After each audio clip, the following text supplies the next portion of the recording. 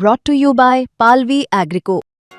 पालवी ॲग्रिको, भारताचा पहिला AI तंत्रज्ञानावर आधारित B2B आणि B2C ई-कॉमर्स प्लॅटफॉर्म.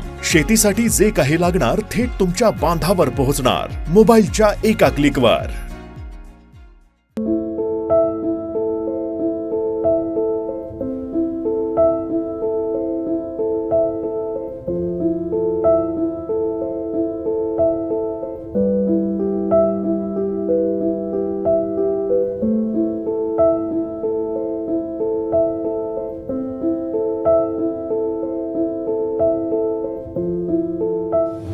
मागच्या 15 दिवसापासून सुरू असलेल्या मुसळधार पावसामुळे हातातोंडाशी आलेली पिकं अक्षरशः उद्ध्वस्त होताना बघायला मिळत आहेत. आपण सध्या दशरथ कांबळे यांच्या शेतामध्ये आहोत आणि तुम्ही बघू शकता ही परिस्थिती आहे कांद्याची. त्यांनी कांद्याची या ठिकाणी लागवड केलेली होती, मात्र कांदा आता काढणीला आलेला आहे आणि पडलेल्या पावसामुळे तो कांदा अक्षरशः सडण्याच्या स्थितीमध्ये आहे. आणखीन 2 दिवस जरी पाऊस राहिला तर या ठिकाणी कांद्याच्या पिकामधला एक कांदा देखील त्यांच्या हाताला लागणार नाही, पूर्ण कांदे सडून जातील. याच्यामध्ये घातलेले हजारो रुपये या ठिकाणी त्यांचा खर्च असेल आणि चिंतातूर शेतकरी आहेत, कारण हा खर्च देखील सध्या निघत नाहीत. या ठिकाणी दशरथ कांबळे देखील आपल्यासोबत बोलण्यासाठी आहेत. काय एकंदरीत त्यांच्याकडून जाणून घेऊयात, काय पावसामुळे नुकसान होते, काय वाटतंय? हो, आम्ही शेती केली आहे, बटाणी केली, आम्ही बटे द्यायचे आहे, पैसे तर मुलकाला आम्ही घातले त्यात. एक पैसा नेला, कांद्याचा समजा नासा लागलाय. आम्ही काय करा, आम्हाला दिलं पाहिजे काय तरी ह्याचा मोबत. काय किती घातले त्या शेतीमध्ये आता? हो, शेतीमधले घातले 50,000 रुपये घातले, ते 5 एकर कांदा आहे. हा, आता ह्यातनं काय हाती लागेल का नाही? काय काय काय लागत नाही, नासाला पाऊस आला आणि काय येते, काढायला कांदा आता. आडाला हा, नासाला कांदा. मग काय सरकारकडे मागणी काय आहे आता? काय आमचे नुकसान भरपूर द्यावं त्याने. हा, कोण आलं होतं का पंचनामे वगैरे करायला? कोण कोण आले नाही तिथं. हा, तर या होत्या त्यांच्या भावना. या ठिकाणी युवा शेतकरी देखील आहे, आपण त्यांच्याकडून जाणून घेऊयात काय एकंदरीत सध्या पावसाची परिस्थिती आहे, कसं वाटतंय? आज पाहिलं तर 15 दिवस अति मुसळधार ढगफुटी सदृश्य पाऊस झालेला आहे. 65 मिलीमीटर पेक्षा जास्त पाऊस पडलेला आहे.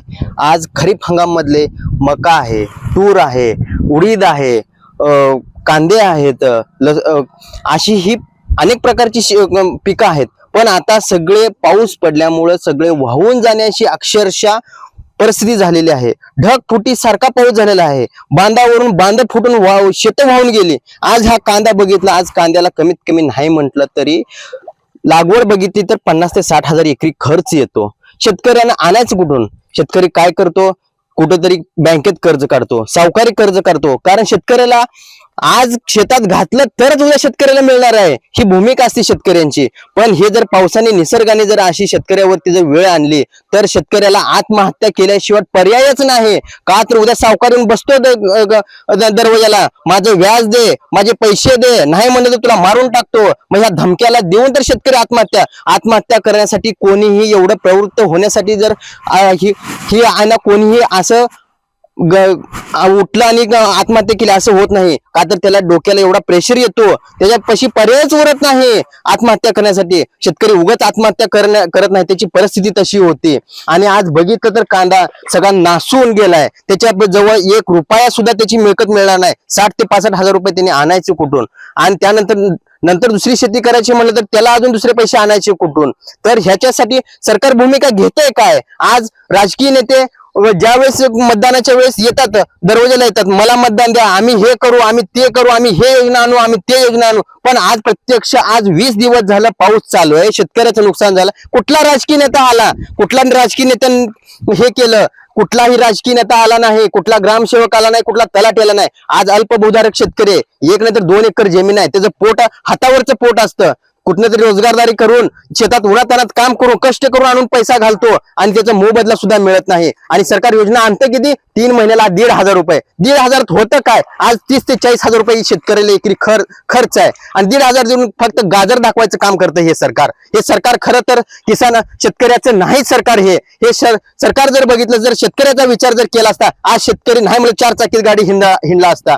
आज तसं जर बघायला गेलं तर आज एसी मधून खाली उतरून शेतकऱ्याच्या माझ्या पायाला घाण लागते म्हणून शेतकरी कोणीही येत नाही. जे श्रीमंत लोक आहेत पण शेतकऱ्याचा कोणी विचार करतं का? हा विचार खरं तर पाठपुरावा करायला पाहिजे. अल्पभूधारक शेतकऱ्यांना त्याचा विचार करायला पाहिजे आणि त्यांना मदत मिळावी. आणि आम्ही शेतकरी पूर्ण हातबल झालोय. निसर्गापुढे आमचे काय चालत नाही. आम्हाला फक्त मदत मिळावी एवढीच आमची इच्छा आहे.